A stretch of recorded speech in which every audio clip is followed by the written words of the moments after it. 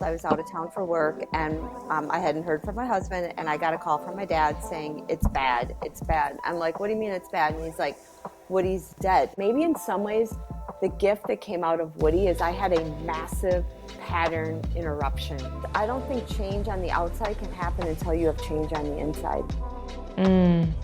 So until, like, if you want to change and you're like, oh, I want the world to be better, I want this, like, I think we can only, the way we view things is through the lens that we view ourselves.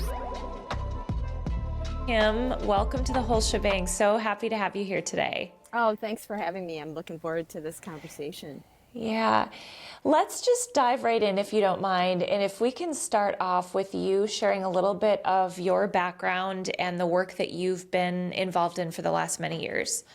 Sure. Well, I like to call myself the accidental advocate, and I call myself that because sometimes our greatest purposes in life choose us. And because I certainly would never have chose the path that I have been on for the last 20 years. 20 years ago, my life looked very different than it does today. I was happily married. I was working in advertising, and my husband and I were traveled the world for fun, but also we both had successful careers, and we were starting to talk about having a family.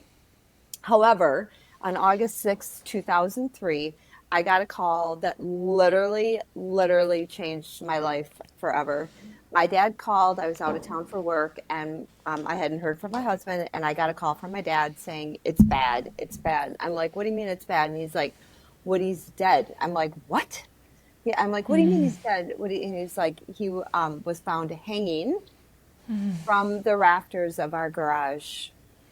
And in that one phone call, everything that I knew, everything that it was almost like I was living a nightmare. Like, what? And and I was like, what? What do you mean? Like, how do you know? Because Woody wasn't depressed. Woody had no history of depression. Woody had no, like, mental health issues. He had just started his dream job with a startup company a couple months prior and was having trouble sleeping. And Woody, at that time, he was a guy who always needed 8 hours of sleep, and he went into his doctor because, doctors fixed him. He was an athlete, they stitched him up, they, put casts on broken bones, they fixed his knee, through surgeries. And so he did what a lot of people did, and he went to the doctor and was given an antidepressant for insomnia, and told him it would take the edge off and help him sleep. And the 3-week sample pack that he came home with automatically doubled the dose after week 1. I happened to be out of the country those first 3 weeks he was on the drug. I was down in New Zealand on a shoot. It was our big, busiest time of the year. We had a new launch for BMW. I was down in New Zealand. And so I wasn't even there when Woody got put on this drug. But I'll never forget when I got back into town, excited to see him. Woody came walking through our back door in his blue dress shirt, dropped his bag at the floor, and was bawling. He fell into a fetal position with his hands around his head like this. Kim, you gotta help me. I don't know what's happening to me. My head's outside my body looking in. And he's just rocking back and forth, bawling. And at that time, I remember, like, I'd never seen this. Like, we'd been together for almost 13 years, including dating, and I'd never ever seen this. And he, eventually calmed him down. We did breathing and praying, and he eventually called the doctor, and the doctor goes, you got to give the drug 4 to 6 weeks to kick in. So every night the next week, Woody was like, what do you think about acupuncture? What do you think about hypnosis? Like, Wood was this guy who loved life. During this time, he was still running. He just couldn't run like his 10 miles because he was super anal. He kept track of like how many miles he was running. And he was like, Kim, I don't know what's going on, but I can only run like 3 miles a day. And so he kept it in a journal. So when I had to go out of town again, there was nothing in me that was like, oh, this is going to be the end of like the life that I knew before when I left. Right. And so, and at that time, we never once questioned the drug when Woody got put on it. Remember, there were no warnings then. It was given to him by his doctor. It was sold and advertised as safe and effective. and it was given to, and it was FDA approved, right? So that night when my life in DC, I was out in Detroit, and when that when I got that call, I remember like everything, it was a blur, but the coroner asked if Woody was on any medication. And the only medication he was taking was Zoloft. And she said, we're going to take it with us. It might have something to do with his death. And so that was number one. And again, the other thing that was, I call it a clue, was the front page of our newspaper had an article that said the UK finds link between antidepressants and suicide in teens. And there was no note. And Woody, when he traveled, because like I said, we both traveled, he always left notes. And I'm like, you know, 5 years later when I eventually moved from my house, I was still looking for that note, because I thought, there's no way, Woody, on the biggest trip of your life, you didn't leave a note. But he left no note. And that really became, the my mission, and it became my brother-in-law, and my mission is to get warnings put on these medications, because we had no idea that when my brother-in-law Googled Zoloft and suicide, that the FDA had warnings, or they had hearings in 1991 when it was just Prozac on the market on the emergence of violence and suicide, and this was adults. And at that Yeah. point, they did nothing. And so that really became like, obviously that became my mission. But then, of course, there was just my own whole journey of my life had just fallen apart. Yeah. Oh, I'm sorry for your loss and thank you for sharing. And thank you for your advocacy work that you're doing. I'm sure that there are countless of lives that have been saved and will continue to be because of your work. So, first of all, I just want to say thank you for that. Oh, thanks. Yeah. And as you just mentioned, you've been sharing his story. You've been advocating for him and for others. And when we chatted, you've got a story in this too. And I'm excited, maybe not quite the right word, but I'm eager to kind of uncover what your experience was and how you got from there to the woman that you are today. So when you look back to that time, like before your life changed, before you got that phone call, who were you then? It's funny, obviously time is perspective, right? It's been 20 years, but when I look back at who I was on August 5th, before I got that call, I was living life. I did not stir the pot. I certainly would never speak out on something that was going to take on, uh, a big issue. I was doing my free arts. I had helped start Free Arts, which is an organization that worked with abused, neglected kids using art. I was, in some ways, I was always like a little bit of a people pleaser, not a people pleaser per se, but I cared what people thought. And this profoundly changed my life because I had to go into the lion's den. And I would never, like, I remember, this is a perfect example. In our neighborhood, the city of Minneapolis was putting two cell phone towers up in the corner of competing companies. And Woody was like, hey, Kim, let's go around the neighborhood and get people to sign this petition, and we'll go to city council. They should be sharing one. It's blighting our neighborhood, whatever. And I remember like, no thanks, Wood. Like, what are you going to do? You're never going to win. Like, you're going up against city council and two cell phone companies. Like, no, thank you.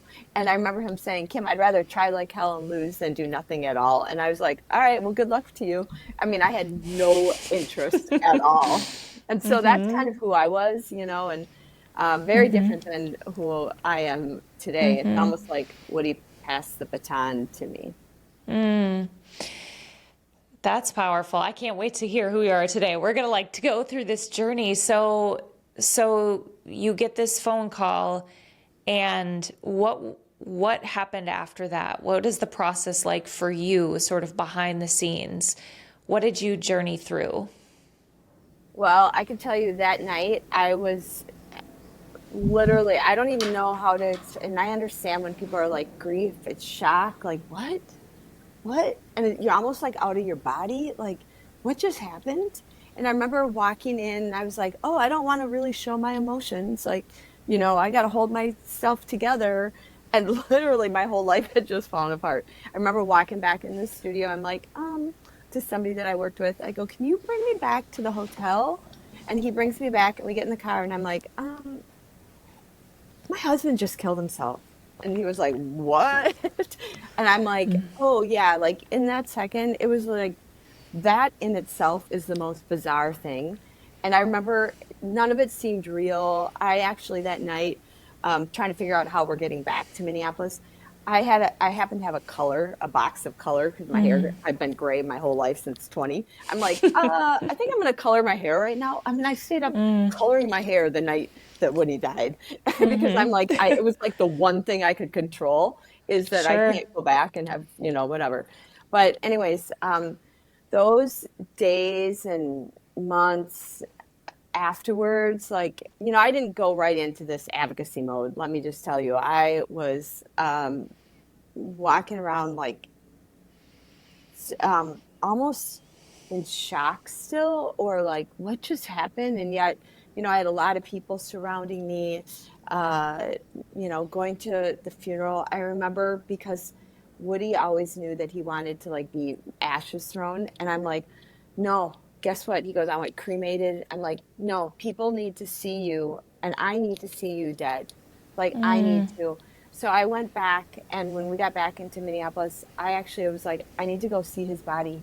I needed to almost have that like shock that he's dead because I didn't see him, right? And I remember, I'll never forget, they pulled him out of, which is almost like a movie in itself, pulled him out of the box at the thing, and I went and laid with him. And I was like, and just because I had to like have that, what just happened? And that was probably one of the most raw moments of my life, and also mad and crying and also healing in a way that I didn't understand then because I needed to like, I had to see it with my own eyes because it almost felt so surreal. And so, through that, back then, somebody from the funeral home was like, "You should go to a grief group or suicide support group." And I remember going once, and I remember like going, telling people I think it was the drug, and I'm watching all these people that were there for like 15, 20 years, and I'm like, I can't be like this in 20 years. Like this cannot be my life.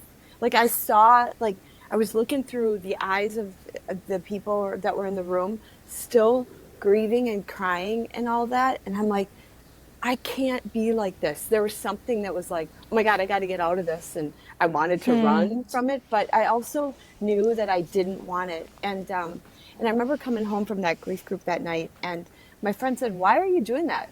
And I'm like, I don't know, aren't I supposed to? And she goes, no, you don't need to do that. And I realized at that moment there was something powerful that just because there's a way to do something or you think there's a way, you actually start feeling it and intuitively knowing if it works for you. And I don't know that I ever really thought about it, but that going to that group did not work for me. And it made me even worse and mad. And I'm watching this.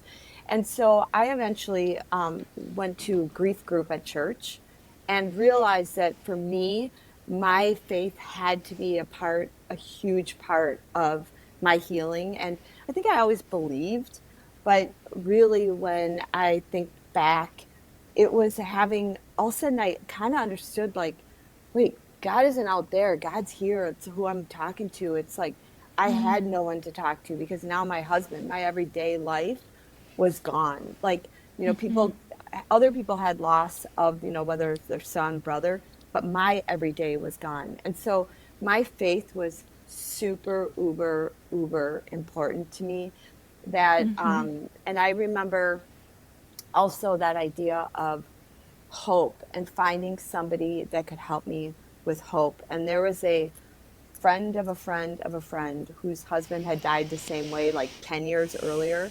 And she was the only person I wanted to talk to initially, was like, please tell me, will I, like, am I going to always feel like this? I'm going to always, and she's like, no, I tell you, you are going to, I go, will I laugh again? Will I love again? Will I smile again? She goes, I promise you. And so I remember like holding on to like that and like my faith. And then, you know, being surrounded by like loving family and my sister, my brother-in-law, and friends that stayed with me. But, you know, those were those early days, and really having to spend a lot of time looking at almost like me too, right? I didn't know what had just happened, but I remember, and then there was something that I'll never forget after the funeral. And my agency had built these huge poster boards of life-size pictures of Woody, and I was in my basement and I was crying. And so anybody who has like grief and it's real, like I just wanted the pain to come out of my heart, and I was like literally trying to scratch it out. And so you can see when people, when you hear that, you know, anybody who's going through it, like I honor it because it's real. But I remember like kept praying and going, God, take my pain and use it. It does me no good. Take my pain. And that's what I just kept praying. It was like my mantra. And little did I know that eventually, you know, what it would do. And so when I look back, all of this kind of, you know, it was kind of like two parallel paths were going on at the same time. There was like the advocacy that was helping me, but then there was my own personal journey, and they were like two very different paths. Yeah, and this was I mean, obviously they're very interconnected, intertwined, and that kind of, you know, as you're talking about that pain that's in you and that experience of what it feels like to be, I don't know if I certainly cannot put myself in your shoes, but having, just looking at pain in general or grief in general, and that feeling of like it feeling overwhelming and wanting it to leave, but then also sitting with it and allowing it to move, and sort of the how it can alchemize. And to hear you say that that was the prayer at the time, was like, take this pain, it does me no good, that it was a prayer of transformation of the Yeah. pain in the process. Is that, you know, when we talked last, you talked about that dark night of the soul. I'm assuming that was that time. Would you say that that was that period of time? Yeah, absolutely. I think because everything that you were, you know, you almost had to go in and sit with the pain, and you had to sit. And I remember one thing that in the grief group, you know, a lot of times, like I understand people wanting to numb. I numbed it my own way. I numbed it because I didn't want to feel it. I went into a relationship right away because I didn't want to feel it. So I will never like, when I didn't go the drug route or, you know, antidepressants, but I remember going to the doctor. The doctor goes, do you think you need something? And I'm like, I think this is what killed my husband, number one. And number two, she goes, I looked at her, I go, aren't I supposed to hurt? Like my husband died. And she said, well, you don't need to. And I was like, yeah, I do need to. And so that was one of those things that I realized, where grief is, I think you have to almost go through it, and you have to like sit with it. You have to look at it. You have to feel it. As much as I wanted to run from it, eventually, you know, I did go into a relationship. And when that ended, and because it probably wasn't the right thing, that when it ended, guess what? I had to It go was back, and it was there waiting it for was you. still Yeah. waiting. And so what you resist persists. And I didn't want to feel, and I think it worked out the way it was supposed to, because I needed to be like, you know, strong on my advocacy front. And I was like, I was finding myself doing things that I'd never done before. And with that, you also see, oh wait, I am strong. But then when I come home and everybody thought, oh, you're so strong, I'm like, you don't see me falling apart at home. You only see this person out here. And so I had to sit and make, you know, and understand what that was all about too. And I think that was a lot of how I grew up. I kept things to myself and didn't share myself. Yeah. Oh, well, I'm so glad you're sharing today. And this is all of life. All of these threads and these lessons and these experience weave through all of our lives. And just even this idea that if there's anything we're avoiding, it can be massive grief. It can also be like knowing that there needs to be a shift or a change in our life. And we numb and we run and we avoid, or a lot of people do, or we do. I think everybody does at times in our life.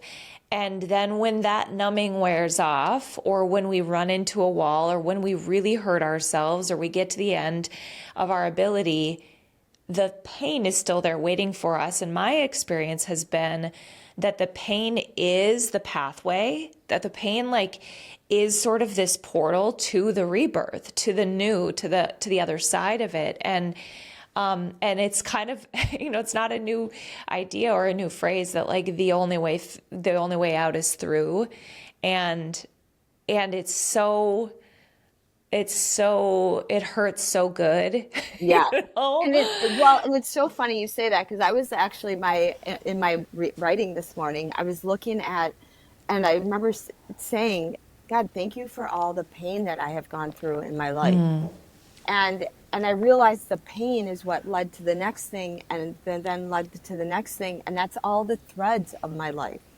And it's also the beauty of it. And I'm a huge clearly because I butterflies are my thing, and I have a tattoo that's a butterfly. And really, what I have found is butterflies don't come out butterflies in the world.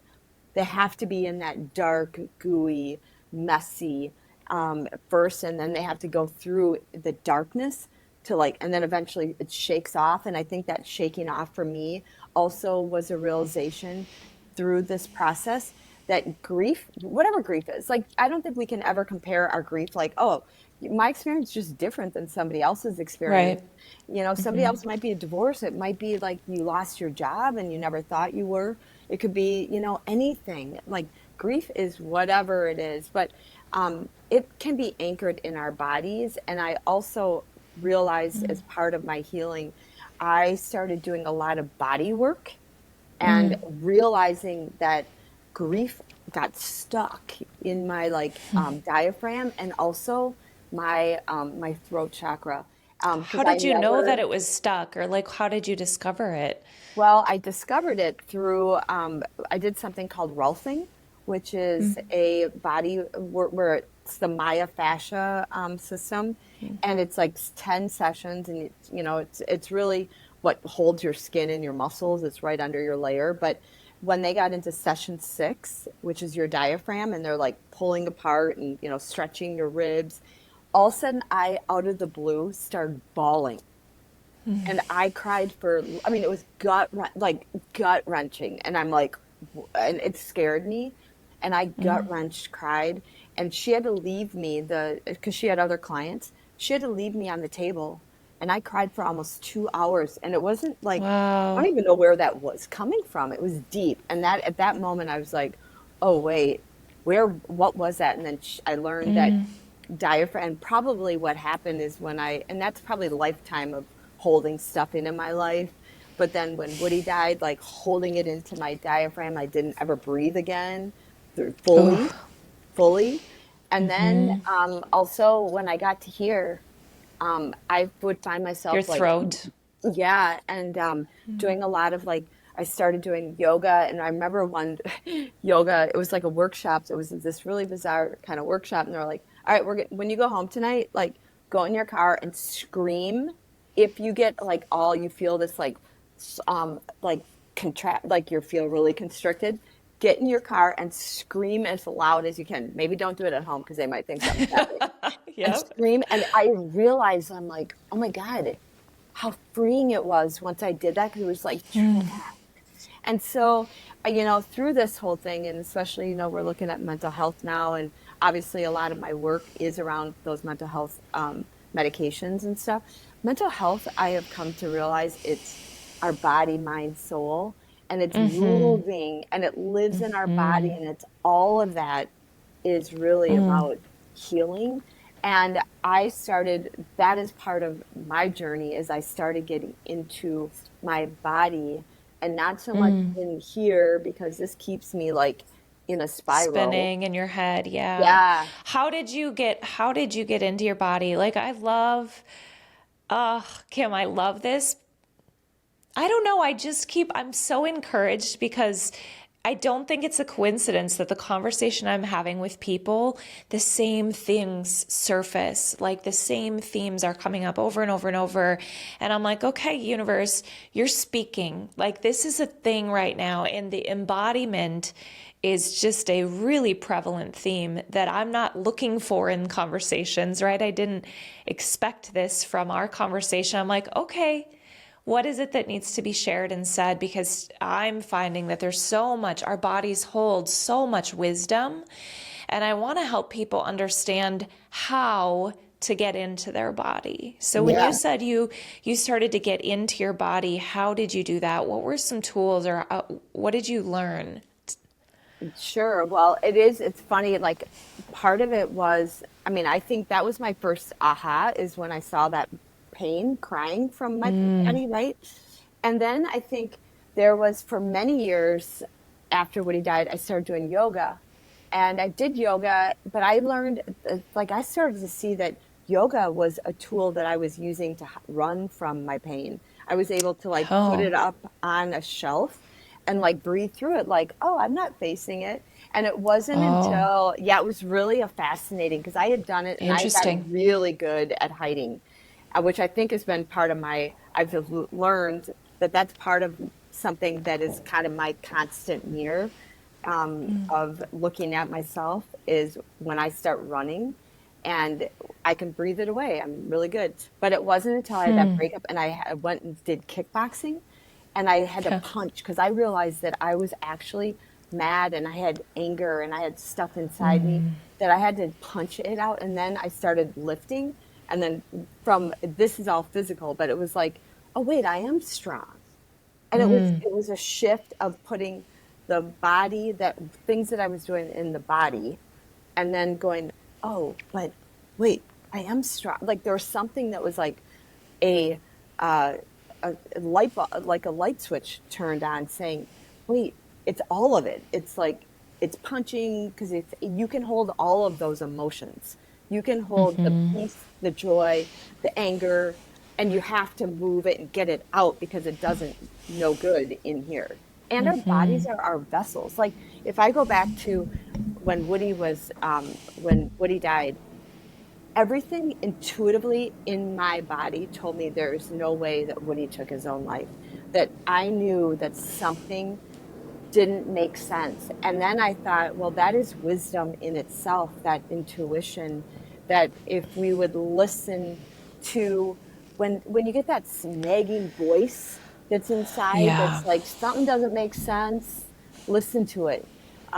Because this doesn't lie. This up here kind of convinces you it might not be real, but like Yeah. it's really sitting with that wow. Or like I've had things where something came to me in the middle of the night. It was like, oh, it was, something silly, but it would be like, hey, did you check with, because they were running this big story on all of my advocacy work and, and something literally woke me up in the middle of the night and said, did you make sure that the website was in this article that you told the journalist?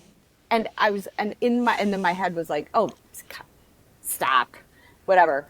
And then literally the article, and it was like a 3-page big article. It didn't have the website, and I missed something, and that thing woke me up in the middle of the night, and I chose to ignore it. So I I started just want going, to like, wait, our bodies and yes. tell us things, and we ignore it. And I've ignored things so many times when I hear that voice. I think it's so good to just like, yeah, pause on that and note that sometimes it's like easy to dismiss it and go, am I just crazy? Is that just crazy? And I've realized that usually when I'm asking myself that, I'm in the most flow state, spiritual state that I could be because it is supernatural. It isn't necessarily natural according to how society is currently functioning, which is so logic based. But to just go, I mean, I've been doing this for the last many years now. I have that little, either it's a feeling in my body, and now I can start to feel like where in my body I'm feeling it. And I know that those feelings are associated with certain things. Or it's kind of a little whisper, like it's just a little Mhm. tap on the shoulder. And especially when the stakes aren't high, it's like, well, why not just try it? Why not follow this thing and see what happens? And 99% of the time, I'm like, oh, wow, that's cool. Because you see how things are being orchestrated. Right. And it takes, even if it's silly little things, I think it takes some courage to follow that, because we've sort of been told, whether it's overtly or not, that that stuff is crazy, right? Mhm. Would you agree with that? 100%. Like, I love what you just said, supernatural, because a lot of that is supernatural, right? It's coming from somewhere, but it's being like, if you think that we are mind, body, spirit, that spirit is the supernatural. And that is speaking to us, and you can feel, and sometimes it's a whisper, like you said, sometimes it's a whisper, and then other times it's like hit you over the head and you're still ignoring it. But you, it's like, and you're like, wait, who is that? Where's that coming from? And the times that I have ignored it, and then it comes through, I'm like, oh, there was somebody, something that was telling me, but it wasn't coming through here. It wasn't coming through logic. It wasn't like I read about it. It was like it was coming through my body that woke me up.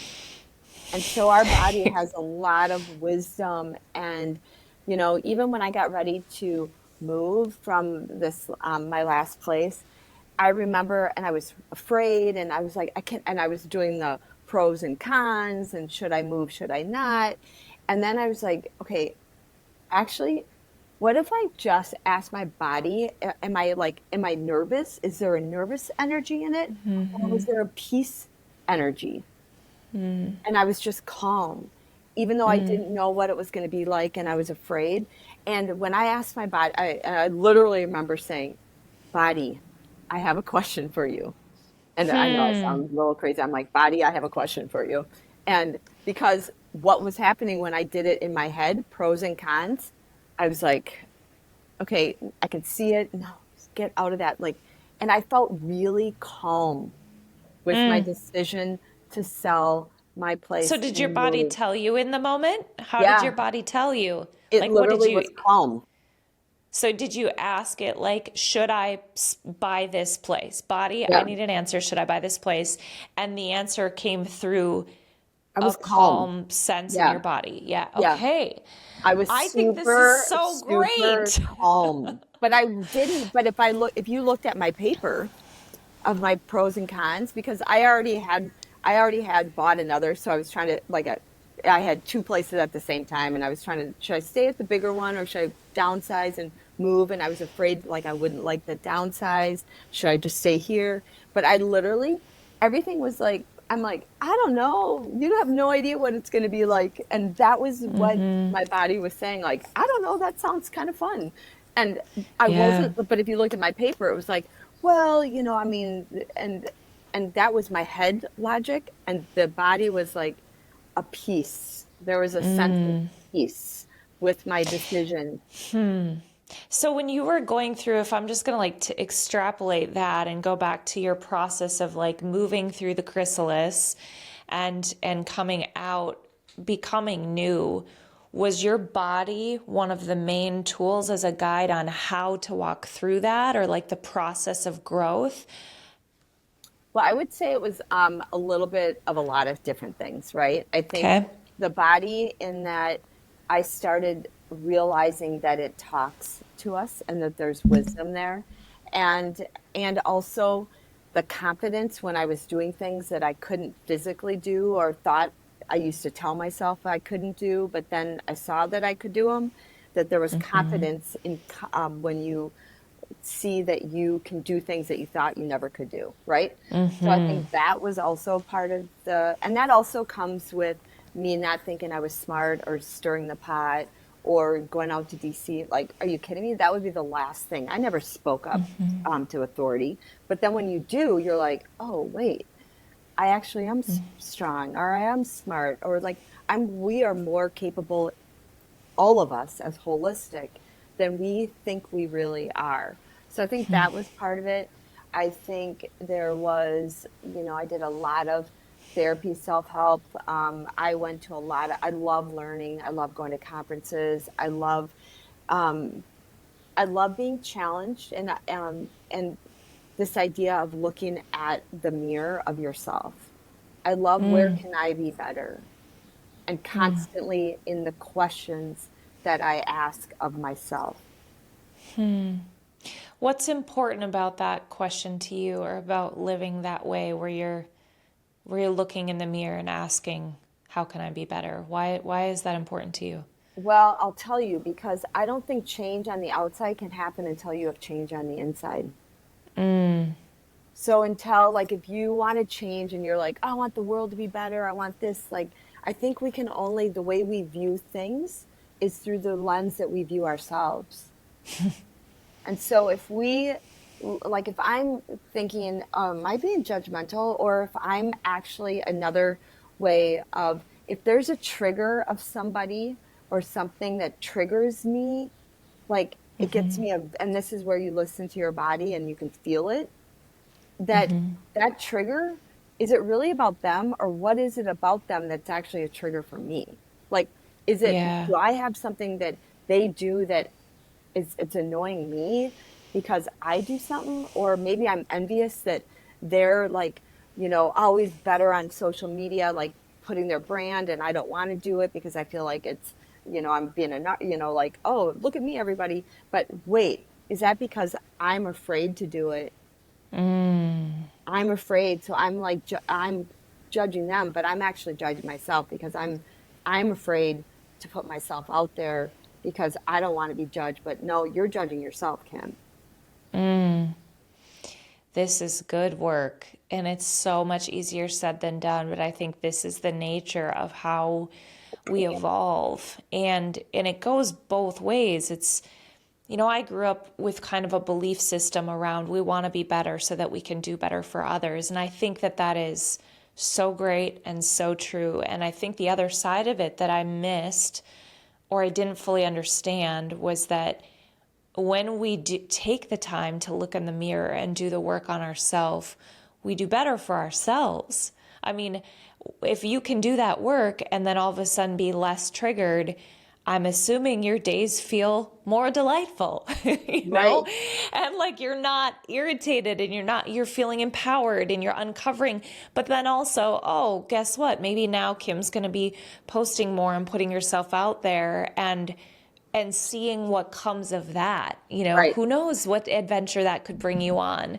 Right. That little look in the mirror, can change a lot for the good, for everybody and for ourselves. Right. Yeah. And it's interesting you said that, because I think I probably did too. Like, oh, it's about everybody else, right? Like, oh, do for others, do for others. But, if you think back to, and I know that we've heard it, it's kind of seems like, you're like, it's trite, but you put on your mask first on the airline, and then you help the next person, right? Your child or whoever. And I think there's something there. When we take care of ourselves, we're a better version that we can help others.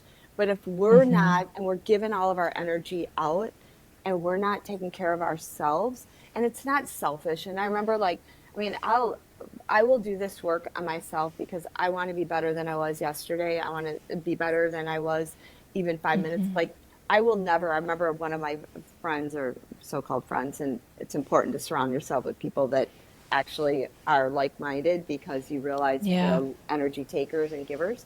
But somebody said, "Are you ever going to be done fixing yourself?" And I'm like, I'm not broken, but I'm not fixing myself. I'm just, like, learning about myself. Yeah, I think, well, and I think that there is this thing with the personal growth journey that feels like, from the outside looking in, it's just self-help. But to Yeah. me, it is growth. It's not fixing anything that's broken. That's another belief that I've kind of undone in my life, that that I wasn't born broken, I was born whole. And so I'm not broken in need of fixing. I'm just evolving and unfolding over and over in these different ways. But it, I think there is a time where that work can be tiring. It's like, let me go Totally. play for a little bit. But I I'm think tired play of is looking in part the of it. mirror. But you know what? Play Talk is to me part about of it. that. Oh, I was just Yeah. going to say, I think I have to say that I think play is a huge part of. I just did some other body work that I do, and we were working on something, and like again, the body holds score, and I started like unbelievably laughing, right? And he goes, and this was body work, and he goes, that's trapped joy that you haven't allowed yourself to have fun. And I was like, Oh, oh my God. honey. And I literally was like, oh my God, I was Oh. unbelievably out of control laughing. I'm like, and it hurt. Like it was this like body thing. And I'm like, and he goes, Kim, trap joy and trap grief are the same thing. Oh, They're the same. yes. And what I realized in the play, like, is that we get to not be serious. Like it's also just it has to be all of it. Like that is part of it too. Yes. Like I recently, I never went to prom, and so, which is that's another whole thing. And I went to an adult prom. There was like a Oh, theme party, and it was like an adult prom, and I was like, oh my God, I'm gonna go out and like I'm gonna go play. And I pretended and I used my imagination. I went to a costume shop and we were like running through it, and I was like completely not in my character. I was just playing. I was playing like yeah. a kid, putting on a bunch of costumes and dresses and like playing. And I was like, oh my God, if I ever need to get out of like my head and like be get some inspiration for something, I'm gonna go do this. And I realized that, Kim, when did you lose your sense of play? You are preaching, woman. I'm like, I feel that so much. I feel the more that I'm sort of unblocking and becoming an open vessel, open channel in life, those things want to move through us, whether it's grief, whether it's play, joy. And I don't know when or what. Well, I have ideas, but we've sterilized so much of life. To control and sterilize and have that be the nature. We're supposed to show up buttoned up. yeah, And I'm finding that it part of why I don't think we do it is because it makes other people uncomfortable, because maybe they're confronted by their own, again, they're triggered because it's something in them. Like whether they're jealous because they can't play, or they're uncomfortable, like you feel out of control when you're giddy and silly, and yeah. that's because they can't handle it in themselves. But that's a real thing. It is a real thing. And I think that goes back to the trigger, right?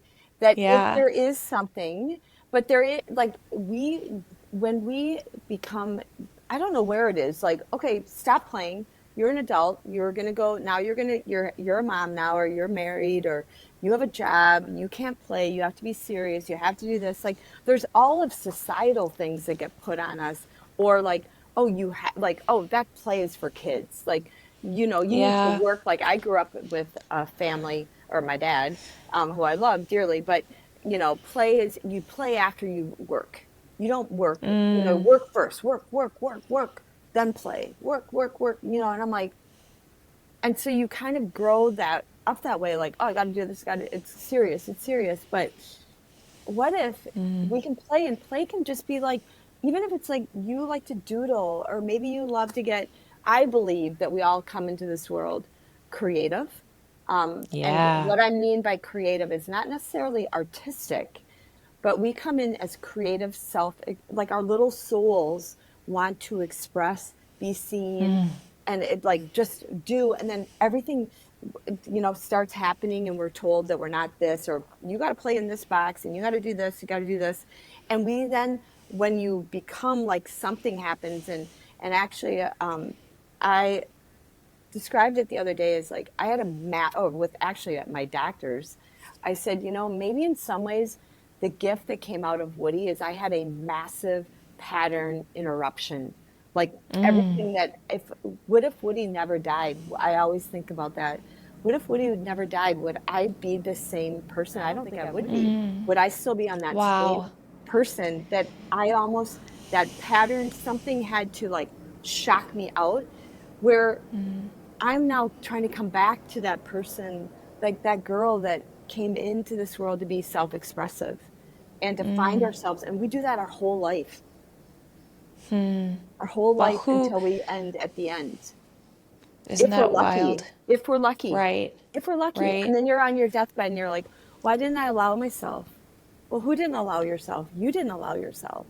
You let everybody We're else. the only ones getting in our way. We're the only ones Yeah. getting in our way. When you had said, if Woody hadn't died, would I have not become who I am today? And we started by talking about who you were then, and I'm hearing parts of who you are now. How would you describe who you've become? Well, I think who I've become is, I realize that I'm more powerful than I ever thought I was, that to speak my truth. And I think I held my truth in because I was afraid somebody wouldn't like me.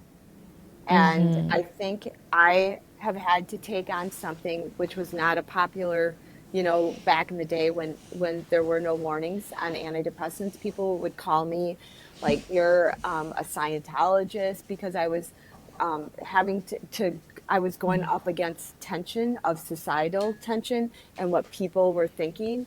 And I mean, that still will impact me because that's kind of been something that'll be one of my soul lessons in my life. Yeah. But Yeah. I have found that I still do it. It doesn't stop me like it did before.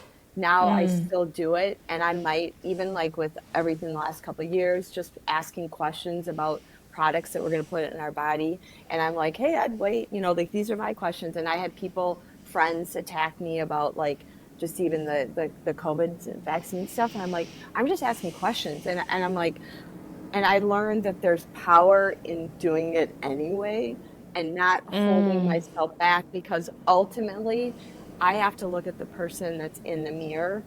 And I actually love the person that's looking back at me in the mirror.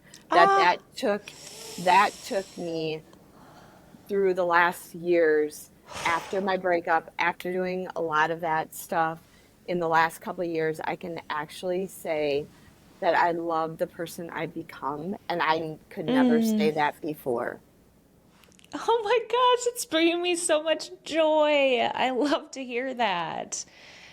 I Oh, don't know that I hear many people say that, and I've done the work too and can feel that, but to hear you say that and share that, I think it also, there might be more people than we realize that feel that, but that don't feel like it's okay to feel that. oh, Like that, like, is it actually okay to look in the mirror and be like, wow, I am proud of you and yeah. you're amazing, But who else? So here's what I learned. Like, I do say that to myself, like, Kim, you're brave. You're brave. A lot of people will not speak their truth. You're speaking your truth despite what people are thinking. You're brave. And so I'm like, if I'm not telling myself that, who's telling me that? Because other people can tell you things, but if you don't like, and I think when you tell yourself, whatever it is, like, it's not like looking in the Oh, mirror going, oh, yeah. where I might have before going, oh, your head, your hair's too, whatever, your head, Yeah. it's not criticizing. It's actually saying No. loving things about like who you are as a person. And if you're not saying it to yourself, who is saying it? Because you're not, if you Right. don't believe it, like somebody else can say it, and then, okay, let's say that they leave, like Woody dies, or I had this massive breakup, like they leave, and then all of a sudden now I'm like, that's outside me, right? And you have to find it here, because then it's not based on circumstances. It's because Well, we know, you yes. are, it's a knowing. It's a knowing, and we never, I mean, it seems so basic, but, and I don't mean this to be like I'm highly independent, I don't need anybody, but we know that we can trust ourselves and we're Yes. always with ourselves and we have that relationship with self. I had a moment like that, probably a few years ago where I don't know if I got a new job or if there was something hard going on. It's like when I have these highs or when I have these lows as a single woman, that's when I have the moments of, I wish I had a person. And I wish they could tell me, dot, dot, dot, dot, dot. And then Mhm. it was kind of this little voice in that moment that said, write down those things. Write down the things that you Ooh. wish they were saying to you right now. And I was just kind of following the voice. So I'm like, okay. So I'm writing it down, like Ooh. in the words, in the way that they would say it. And then the next thing after I had written it all down was, now read it to yourself. Ooh, I love And I this. was I just like, got like total yeah. chills in my body when I hear truth. Yeah, because that is it. That is the truth. We have the knowing, we have the Yes. relationship. It's there. And when we know that and feel that within us, and we start to attract different people in our life, for better or worse, we know what the truth is. We can see it for what it is, and we're not dependent on it. I also think that that makes it easier for us to receive from other people because we're not coming from this insecure, needed place. It's, thank you, that's true about me. I know that to be true, you Right. know? And you know what? I love, I'm gonna actually say it because I think there is times like when you're feeling down or whatever, and you're like, oh, I just wish somebody, like, if I had something, like, no, say it to yourself. Like, write it down. What is it that you want them to say? Because that's actually what you want to hear, right? It has nothing to do with the person. But I also think when you know who you are, there becomes, it's not a sense of independent, I don't need anybody. It's more that you're grounded of like, when I look back at, again, this long relationship I had, that I should have ended it years before, but I was afraid to end it. And I don't think I wouldn't do that because I was cheating on myself. Oh, wait, And that's what? Break that down for me. You didn't want to end it because because of why? I was afraid of being alone. And that was something I Oh. had to, it was fine that things were happening and somebody was not very like cheating on me. I ultimately realized I was cheating on myself because I couldn't leave something because I was more afraid of being alone than, and I was willing to stay in something because I didn't want to be alone, which is what when I look back to what happened at the end of, being with Woody, I didn't want to be alone. And that's what I had to face.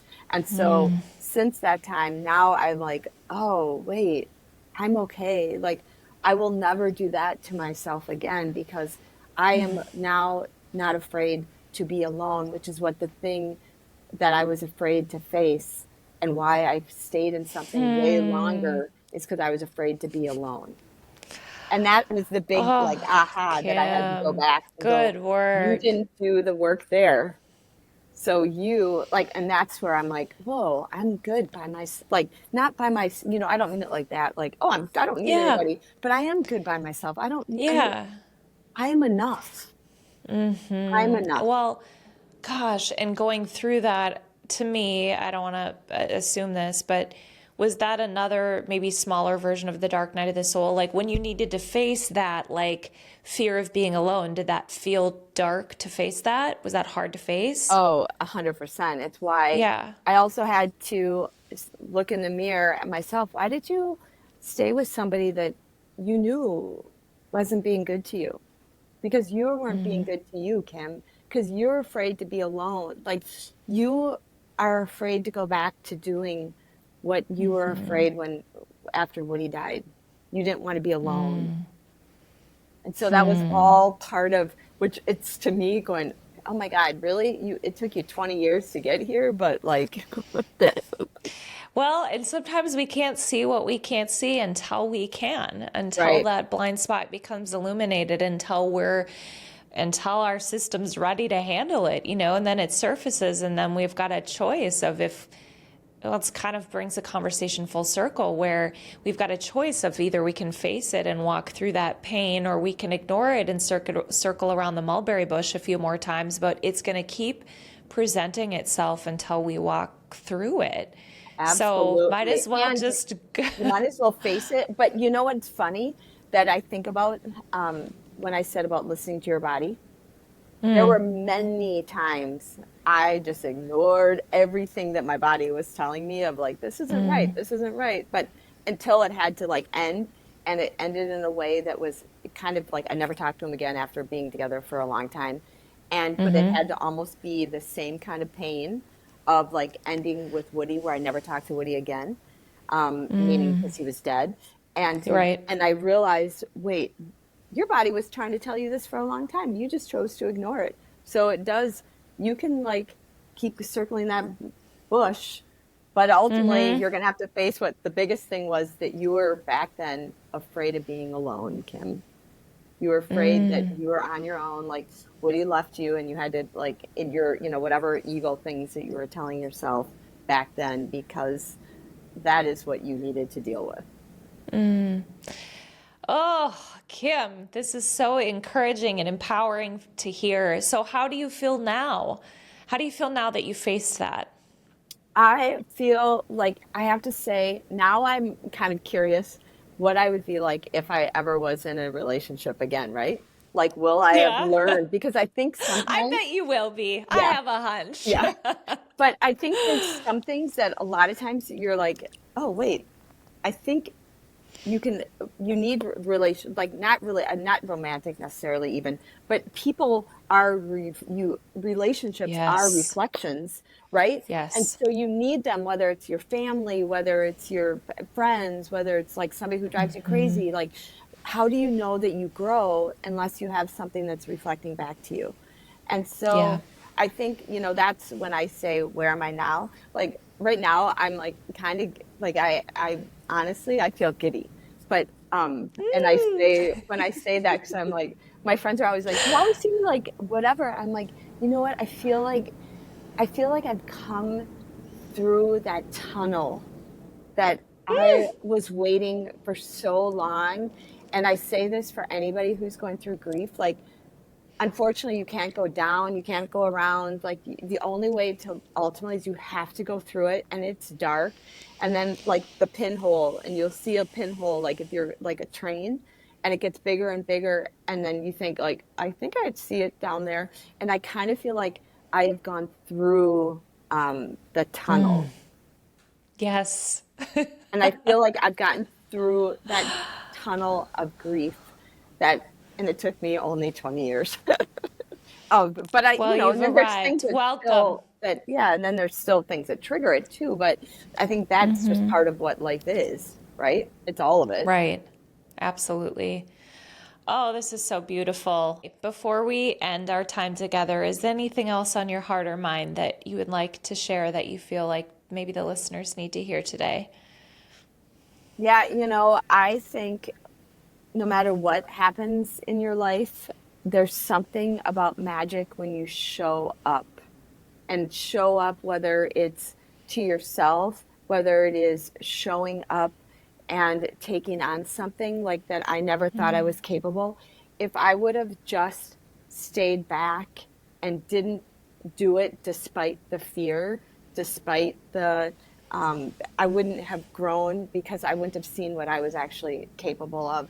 And I could have stayed back, but I know that we're all more capable. God doesn't just give one of us, He gives all of us. Like, there's so much abundance and good if we take the step.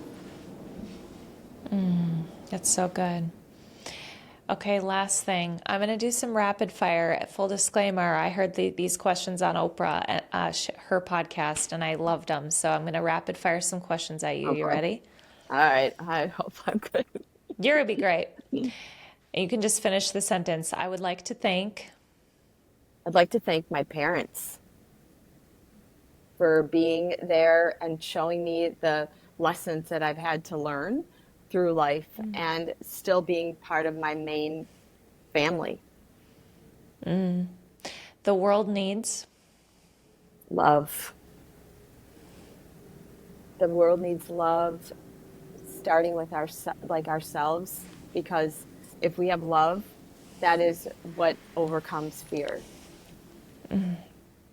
I believe. I believe we're more capable than we ever think that we're able to do something. Beautiful.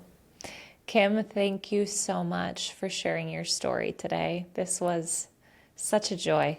Oh, thanks for having me. This was a first for me, because most of the, like I've told you before, most of my podcasts, everybody wants to talk about all the things that I've learned about the system and taking on what is it like. And taken on the drug companies and FDA, but this was the first that I've actually realized it's time to tell my story. So that can help Well, other I'm people. honored.